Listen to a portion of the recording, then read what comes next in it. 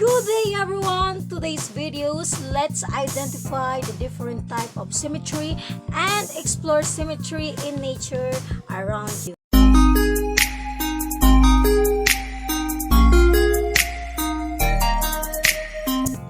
Symmetry.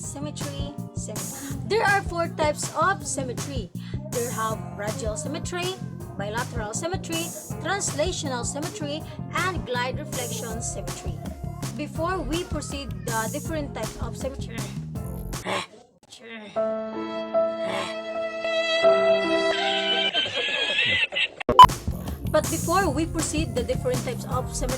let's find out what is symmetry. Symmetry is an exact configuration of an image around a line or a plane or a point. This line, plane, or point is known as axis of symmetry. Okay, the types of symmetry. First is radial symmetry. Radial symmetry means that the parts of an organism are all arranged around one main axis. The example of the radial symmetry is a sunflower, starfish, and shells. Why these three objects belong to a radial symmetry? Because the organism can be divided equally about the central point, much like a starfish can cut equally part. The second is bilateral symmetry. What is bilateral symmetry? Bilateral symmetry is considered simplest symmetry because it is easy to see and one half of its image is the reflections of the other half. The example of that is butterflies, your face, or your hands. Why this object is belong to a bilateral symmetry?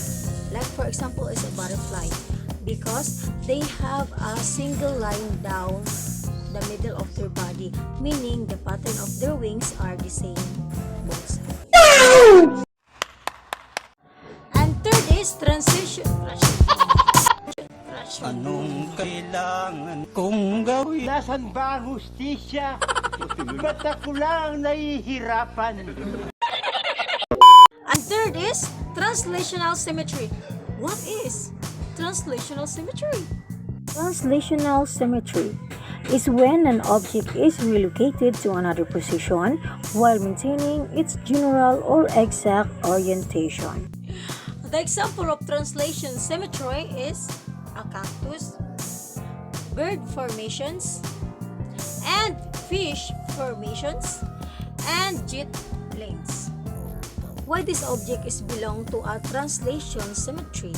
Because it considered a tiling which equal rectangular tiles with an asymmetric pattern of them, all oriented the same in rows, which for each row a shape of a fractions, not one half of a tile, is always the same. So we have a translational symmetry. And the fourth symmetry is a glide reflection symmetry. What is a glide reflection? Glide reflection symmetry. It is a combination of a translations and a reflections. It is also the composite of a reflections over a line and a translation. The glide part, whose directions is parallel to the reflecting lines. And the example of the glide reflection symmetry is a human step and the animals. Why this object is belong to a glide reflection object?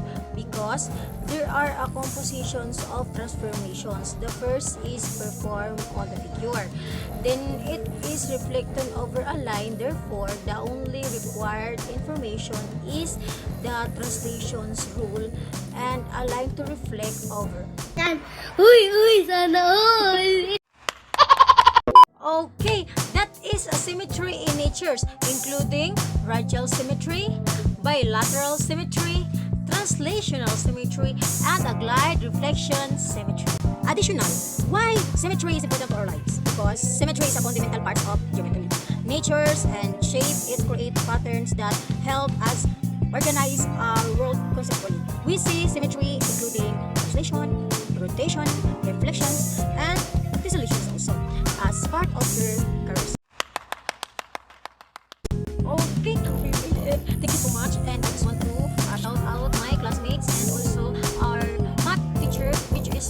notice, and thank you